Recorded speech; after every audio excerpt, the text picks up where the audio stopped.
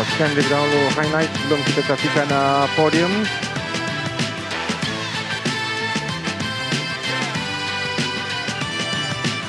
Pada peringkat awal dapat lihat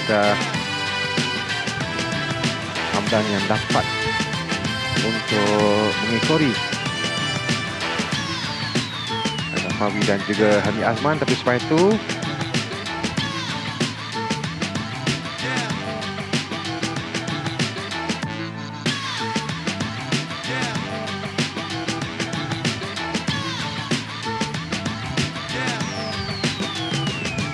dua pelunggur ini yang kita berikan tumpuan berada di hadapan sebelum Helmi kembali merampas kedudukan tempat yang pertama dalam 3 lap yang terakhir, apabila dia mula menjarakkan diri dan memuncak laju meninggalkan